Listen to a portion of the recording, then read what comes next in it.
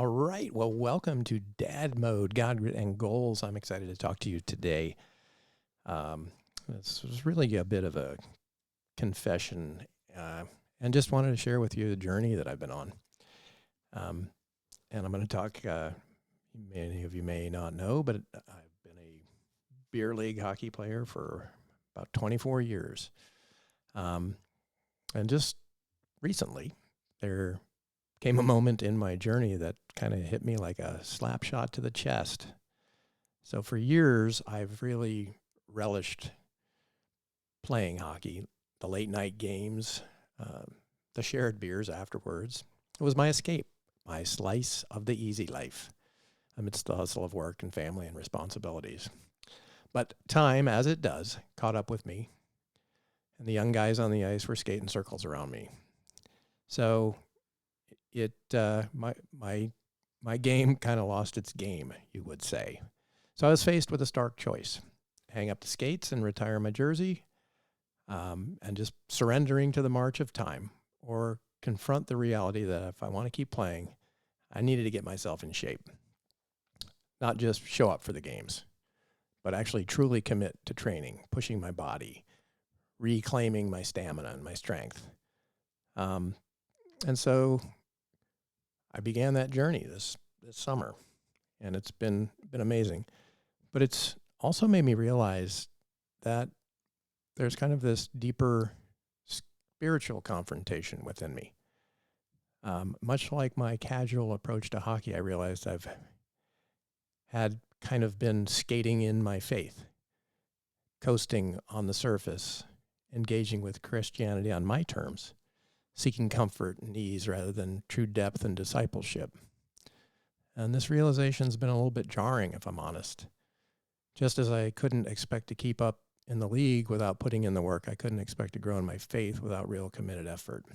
So this episode is about confronting the allure of ease, both on the ice and with our spiritual lives. It's about the realization that anything truly worthwhile, from maintaining our physical health to deepening our relationships with God, requires effort, requires commitment, and sometimes the willingness to push through discomfort and challenge. So let's dive into what it means to reject the easy path and embrace the work, the discipleship, and the profound rewards of true discipleship. So I want to start with just the myth of easy Christian life. I think that American Christianity has really painted a picture of you get saved, you've got yourself set for an eternity, but you kind of go on with your life. And it's funny in beer league hockey because it seems the guys that get in the most fights, this is always the folklore, there's the regular rec league, and then there's the Christian league. And it seems like there's a lot more fights in the Christian league. And for some reason, I think everybody expects the Christians to be somehow better, somehow perfect. And while I can see why that should be, but when I look at the practice of who's really a disciple, and I realize I'm going to be pointing a lot of fingers today, and as I'm pointing those fingers, I'm pointing them at myself. And so if I say something that kind of irks you, it's because, well, maybe you're like me. I think there's this idea that the blessed life is the easy life. I hear that a lot when people are doing well financially. Well, I'm blessed. The Lord's really blessed me. And then I think about stories like Job, or I think about how simple Christ lived. And I think about things like the rich young ruler who from the outside was very blessed financially, but Jesus said, you can't get into the kingdom. So there's just a lot of kind of strange paradigms or oxymorons, or whatever the right term there is. I think about like Luke 9:23, for example. Then Jesus said to them all, whoever wants to be my disciple must deny themselves and take up their cross daily and follow me. And so what does that mean, to take up your cross daily? It means to take up your burdens. Jesus hadn't died on the cross yet when he said this. So what they knew the cross was a place of death. And so you need to take up those things that are your burdens, that are killing you daily, and follow me. John 16:33 says, I have told you these things so that in me you may have peace. In this world you will have trouble, but take heart, I have overcome the world. So what is he saying there? He's not saying your life's going to be easy. This notion that the Christian life is the easy life, that I can coast through, that I can be a beer league Christian and just show up for the games, that I go to the Sunday services, well, that's kind of just showing up for the game. Where's the practice? Where's the discipline? What are those things? And that's really what I've been soul searching. I've been asking myself that question because I know the disciplines in order to get myself in hockey shape. What are the disciplines that I need to practice in order to get myself in shape as a Christian, as a disciple? So I am to become more like Christ. And when I look at in his word, he says, you will do even greater things than I have done. And I'm looking at my life going, I haven't done anything close to what you've done. I don't raise the dead. I don't heal the sick. I haven't even come close to those things. So is that even possible? And I think the answer to that is yes, it's possible, but it's not a magic wand thing. It's work. You have to do the work. And I think that's part of the reality of a Christian walk. And I think the American church has kind of whitewashed this into some kind of prosperity doctrine or some kind of grace doctrine. Yes, grace is there, but there's a purpose for the grace. The purpose for the grace is get back in there, try again. You screwed up. But let's acknowledge that you made a mistake, that you screwed up. So try again. Don't just give up. So I think this notion that the Christian life is the easy life, I think if you study the scriptures, you don't see that at all. I think the reality of discipleship is that it has demands, it has challenges, that there's a calling, that there's transformation that's taking place, which means I am not yet the best version of myself. I'm not who I could be. And in recognizing that I'm not who I could be, there's work to do. And so I think the reality of discipleship is that it's a rigorous journey of following Christ. It has demands, but it's not him demanding you. Just like it wasn't anyone demanding me to get myself in hockey shape. It was a decision that I made that I'm either going to keep playing, and if I'm going to, then I have to stop embarrassing myself or begin moving down the league levels. I just need to become the best version I can be. I need to start shoring up those things. If I don't have the speed that I used to have, then I got to start working on my hands. I got to work on my shot. I got to work on my body position. I got to be smarter in the game so that I can't run around like I used to, but I can work on my conditioning. I can be in better shape. So, so I had to get up. I had to change my eating habits. I had to change my exercise habits. All of that, sacrifices that I made because I had a vision for what I wanted. I had intention to do that. And there's all kinds of means out there. So when I show up at the rink at 6 o'clock in the morning, there are guys there that are better than me that are going to teach me, and I'm going to learn new skills, and I'm going to practice, and I'm going to work on those things. And so it is with discipleship, that God's not demanding this of you. You have to have a vision. He's trying to give you a vision of He created you in his image. And he says, I have so much more for you. And you know it in your gut. You know when you're not measuring up. You know when you're not doing all you could do. You know that you're not all you could be. We have all of these distractions. I was talking to my wife earlier today. It's like, since 2006, I don't think anybody that was born after 2006 is going to know what it is really like to be bored.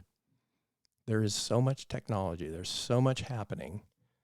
Prior to that, prior to the iPhone, you would truly be bored. You would go to the mall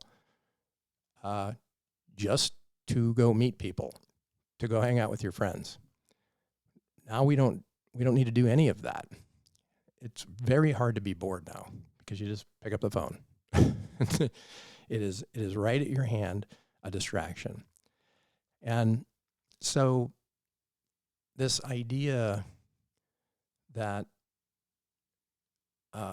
things are going to come easy, I think, is a horrible idea. I think you have to realize that you have to have a vision for what you could be. You have to have the intention to be all you could be, because there's plenty of means out there. It's all over the place. But if you don't have a vision for who you are wanting to become, then all the means doesn't matter at all. There's a great example, and there's a great book by Dallas Willard, and he talks about vision, intention, means. And in that book, what he says is, if you think about it this way, there are all kinds of people around the world that are trying to learn English as a second language. Why? Because they have a vision. If I can learn English, then I can go to America. Then I can be free. So they have a vision, and then they have an intention. That's what I want to do. I want to learn English. And then there's means. There's all kinds of apps, and there's all kinds of ways to learn English. So you have to ask yourself, how many Americans are trying to learn a second language? And the answer is hardly any. Why? Because there's no vision. What good is it for me to learn Russian? What good is it for me to learn Chinese? There's no, I don't have a vision of how that would benefit me in my life.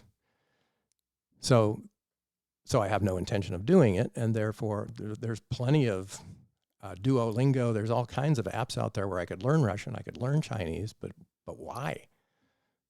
So the same goes for you as a disciple, you and your journey and your walk with God.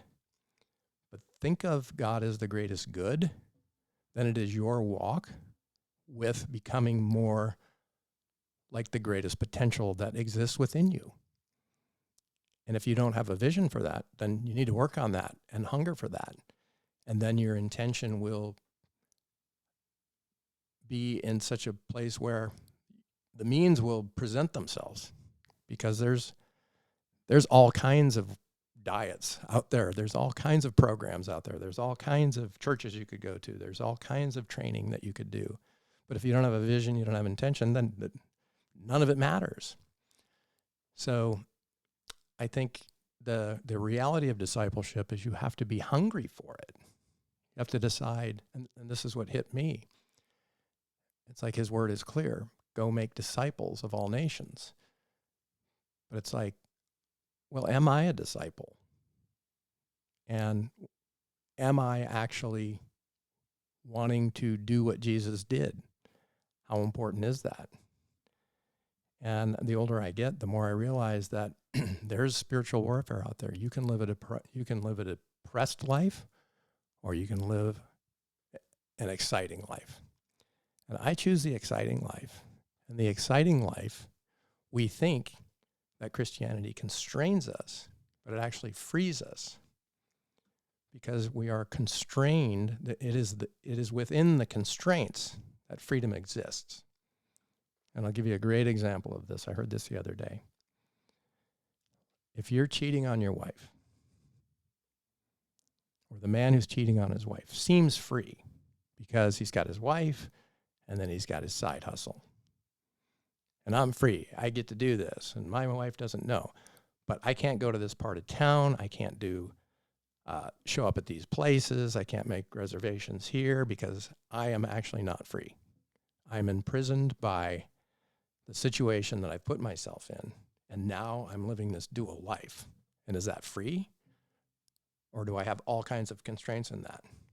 Versus, I'm happily married. My wife and I can go anywhere we want. We don't ever need to worry about anyone ever catching us because everyone knows what it is. Is that relationship constrained? Yes. But am I free within that constraint? Absolutely. And so this idea that freedom comes from lack of constraints is flawed. If you have constraints, the proper constraints that I'm living within my marriage covenant, I'm free to live that out in private and in public. So I thought that was a good way to kind of think through that. So the reality of discipleship is that it's a rigorous journey of following Christ. And it's growth, whether spiritual, personal, relational, and it's going to require effort. It's going to require sacrifice. And sometimes going through discomfort and trials, doing things you don't want to do. I don't really want to get up and do sit-ups and push-ups and take a cold shower and do all of those things that I do every morning to keep my health up. But I know by doing them, I've become much stronger than I had been. I'm in better shape at 60 than I was at 50.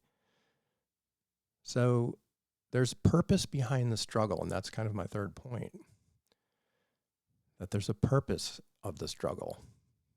This is why the Christian life involves struggle and involves effort. It's not the easy path. Narrow is the road. Wide is the path of destruction. Narrow is the road. And it involves struggle. It involves effort. But there's a purpose behind these challenges. That's where spiritual growth comes from, right? We go into the gym and we work out. What are we doing? We're tearing down our muscles. Why? So they grow back stronger. And same with our spiritual growth. You're going to go through trials. Well, have you noticed, if you've got kids now, how short your patience is? I've got 6 kids. My patience has gotten longer and longer and longer and longer over time. Why? Because I've just been put through the ringer so many times that it's like, finally you're like, whatever.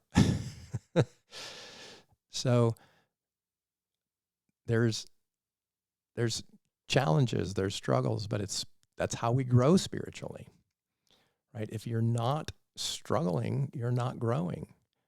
You're not learning. We learn from failure. We don't learn from victory. We celebrate victory, but we learn from failure. And failure is not terminal. It's just a situation that happened, which is why we need grace. Try again. Character development. And I think the more that you put yourself out there, like when I think about the biggest challenges I've faced, man, I've become more and more reliant upon God because I know I can't do this on my own. God, I need you. And we can say this is where God wants us, okay? But think about it differently. To be the best version of yourself, that is where you want to be. You want to be on that edge of, I don't know how we're going to get through this, but that is the exciting adventure. That's the freedom, right? It's that border between structure, I know exactly what's going to happen, and chaos, I have no idea what's going to happen. But think about a great adventure. There's just so many great stories in the Bible. of challenges that have led to significant growth. And I'm sure if you put your mind to it and just think for a moment, like, where was a time that I grew the most? What was happening? And what did I learn from that? Because our most significant growth has stretched our faith, has caused us to be uncomfortable. But now it's also increased I handled that, so now I can handle this. And this is the story of David and Goliath. He's like, I've taken on the lion. I've taken on the bear. Yeah, this is a big clumsy giant on the other side, but I've done this. And so this act of great faith, we think David, the little guy, and Goliath, the giant, it's like, wow, how did he do that? And that was a miracle. And how do you have that kind of faith? Well, because you've been killing some stuff in your past. It's like his faith was great, but it wasn't that great because he'd been doing this. And I think that's the part of discipleship and part of Christianity. I think that's been hitting me between the eyes. We accept Christ. I'm a Christian. Yay. Now I can go out and do miracles. No, you can't. Okay? It's just like saying, I've decided to be a marathon runner. Have you been doing any running? No, but I bought some new shoes. I've got the new shoes. I've got the shorts. I've got the outfit. I bought the fanny pack and it can put water in there. Like, I'm ready to go. But if you go, can you run a marathon tomorrow? No. What do you have to do? You have to train. You have to prepare yourself. You have to be disciplined. So I don't think it's a coincidence that discipleship and discipline sound very much the same to me. And so what are the disciplines that we need to practice as Christians? And one that jumps out, and here's a story in the Bible, and it's where the disciples, they're finally starting to get it, and he's sending them out, and he's like, go out and preach, go out and heal the sick. And the disciples go out and do that, and they run into a case where they're like, we can't do anything with this kid. And so the dad and his son show up, and Jesus meets them and prays over him, and sure enough, he casts out the demons, and everything's cool. And the disciples are like, why couldn't we do this? We tried to do that, and it wouldn't work. We tried all our best moves. And Jesus says, this one required prayer and fasting.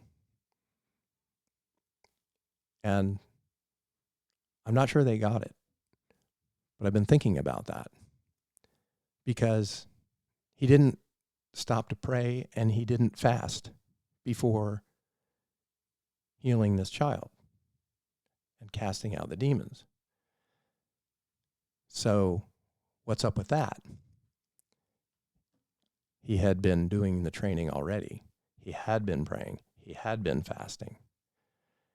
And so one of the disciplines that I had begun to learn and think about myself, how is my prayer life?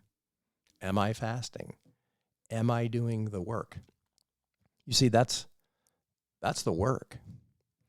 And I realized I had never fasted before in my life, and I've been a Christian for 40 years. Never fasted. It seems like that's how you do the hard things as a Christian. That's how you do the hard things that the disciples couldn't do that Jesus did in an instant, right? That's how you run the marathon. And so I've begun to incorporate prayer and fasting into my disciplines. And I'm not telling you have to do this. I'm just telling you that I decided, and my wife did a great job of explaining this, because she was a professional athlete. And she said there's a difference between a recreational athlete and a professional athlete. The professional athlete gives up all kinds of things and is willing to do all kinds of things in order to be the best that a recreational athlete just isn't going to do. Because I just want to play in the games. I just want to play softball. I practiced when I was a kid. I know how to bat. I know how to throw. I know how to catch. And that's good enough. And I just want to play the games because it's really a social environment. It's really a social event for me. And so I had to ask myself, is my Christianity just that? Is it just I want to go to the games and it's just a social event and I just want to show up? And I learned these Bible stories when I was younger. And so now I'm going to sit in there and I'm going to judge the message. I want to show up. I want to meet some people. I hope the music's good. I hope that the sermon's good, because if it's not good, then I'm going to let the pastor know, because I'm not really here to learn. I'm here to judge, and I'm here to be entertained, and I'm here to be part of the community, and I want to enjoy the beer after the game, right? And I think a lot of that is American Christianity, and I'm probably going to offend a lot of people with that, but like I realized I wasn't having a beer after church, but it was like, I think that's the attitude. And like, if you're going to if you want to do what Jesus did, then you have to do what Jesus did, which means I've got to be disciplined. And so when I show up, I'm taking notes and I'm saying, okay, how do I apply this in my life? And what do I need to learn from this? And how do I do this? And when the music's playing, I'm like, I need to engage. This is to bring in the spirit, and I got to get my head right. I've got to be attuned to what is happening right now. What is the atmosphere? I need to calm my inner voice, and I need to connect with God, and I'm here to connect, and I'm here to pray. And so if your idea of church is community, or your idea of church is to learn a message and I hope it's good, and I'm gonna judge it, as opposed to be fed by it. This is food, and you eat what you're served.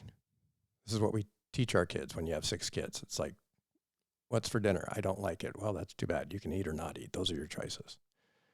And if you're at a church where you're not getting fed like consistently, then probably should change. You should probably move. Find another place where you can be fed. Okay. But don't be there to judge it. Be there to partake. Be there to, and I tell you, I'm speaking to you, but I'm speaking to myself. I need to be more involved. You're complaining that your kids aren't involved. This was me. Kids aren't involved. Look at, well, they're just mirroring me. I wasn't involved, so why would they be involved? When I'm involved, guess what? They get involved, right? Because this is who we are. This is what we do. So I think the role of community is really important, but you're not there to be entertained. You are not there as a member, like you're a member of a health club, and I want everything to be polished, and I want the equipment to be available for me, and I want to be, I'm a member, and I paid my dues, right? It's not at all how it works. It is a community of believers working together as a family with common beliefs and common values. And as such, I'm participating like I do in my house. I don't just show up expecting a meal on the table and expecting someone else to clean up and expecting the bed to be made and the clothes to be washed and all of those things like I'm living in a hotel. No, I participate. And that is the role of a good relationship and a good church community, right? So I think this concept of church membership, that I'm a member, puts us in a wrong frame of mind. I think you want to be all in, and you want to find other people who are all in, and that becomes your community, right?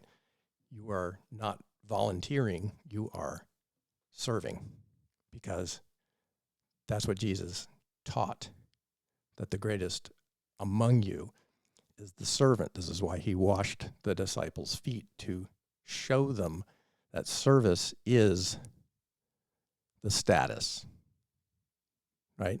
The status is not how little can I do. The status is how well can I serve.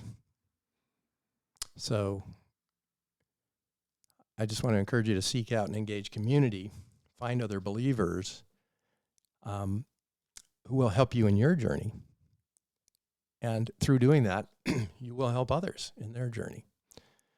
And this is really the idea of fellowship. Fellowship's not just having coffee afterwards with somebody. It's actually, are you helping set up and tear down? Are you pushing chairs around?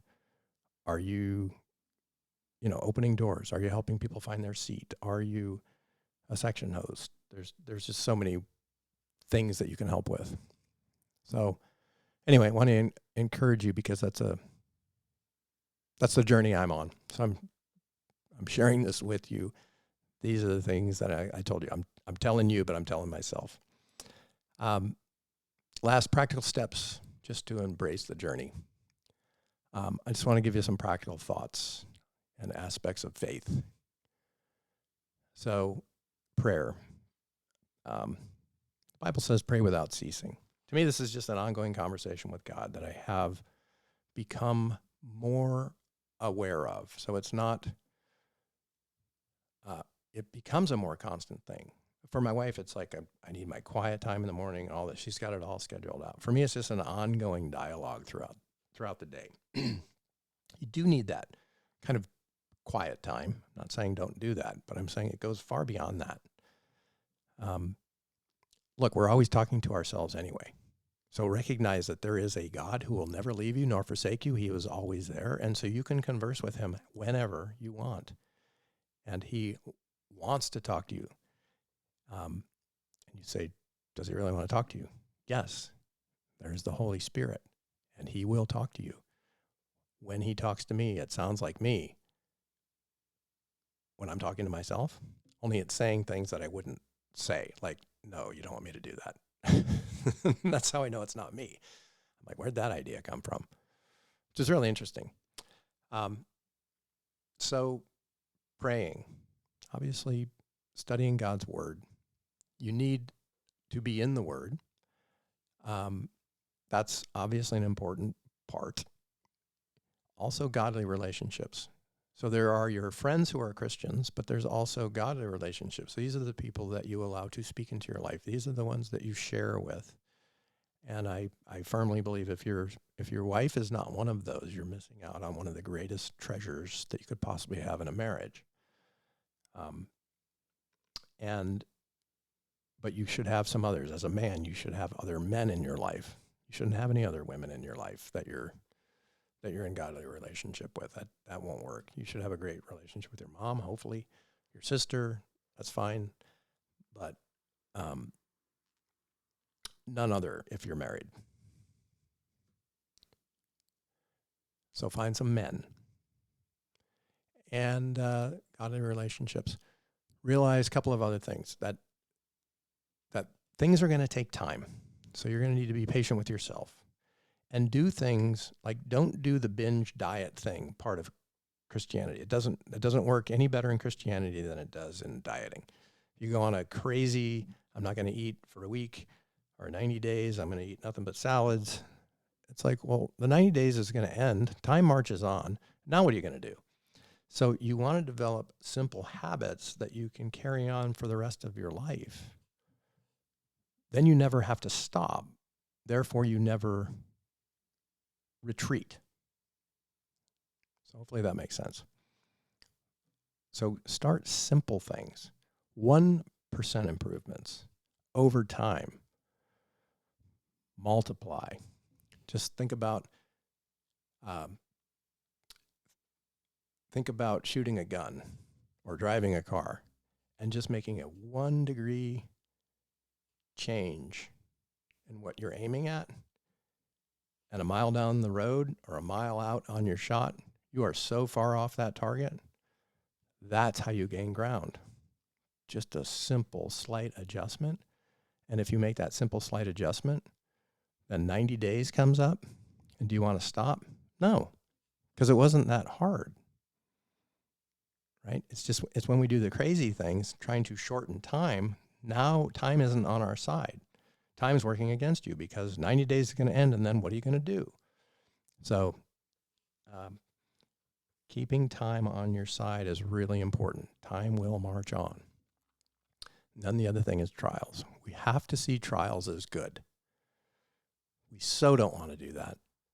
And I think this is the story of Job. Whatever happened to him, you have to look at it as good. And there's some pretty rough things that happen.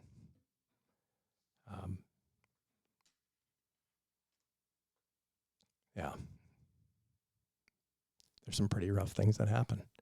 And what is the good in that? I don't know. I just know God works all things to the good, and so it's good. And I'm learning something through this. I'm going to learn patience. I'm going to learn dependence on him. I'm going to learn how to relate to people better. I'm going to learn not to bet at all. I'm going to learn to seek the counsel of others before I go off and make these decisions. I'm going to learn to confront situations sooner so they don't get so out of hand later. There's just so many things that you can learn. So that's why everything that happens is good, even though it might not look good. And I think this was really coming from Genesis, when God created everything and he looked at it and said it was good. And it's like, well, man, there's hurricanes and tornadoes, and he created the earth, and there's explosions and there's wars and there's all this stuff. And he's like, it's good. It's hard to see. That's faith. I just have faith. I have faith that he's going to work things to the good. And so whatever I'm going through, it's good. Practical steps. Set realistic expectations for yourself. Focus on progress and growth rather than perfection or ease. I think those are good, just good thoughts. So hopefully this made sense to you. I'm on this journey. I invite you to go, join this journey with me. If you've been on this for a while, or I said something that's got you to think or inspired you, or you have a thought you want to share, I'd love to hear your comments. You can put comments on Facebook. On YouTube. This podcast is on YouTube, and then it's on all the podcast platforms. Hit subscribe, DadMode, God Written Goals. I would love to hear from you. And if you know someone that thinks, man, I got somebody that needs to hear this, I encourage you to share it. So I appreciate you. I love you. And just remember, God is good. Jesus has forgiven me. You are loved, and everything is possible. Take care.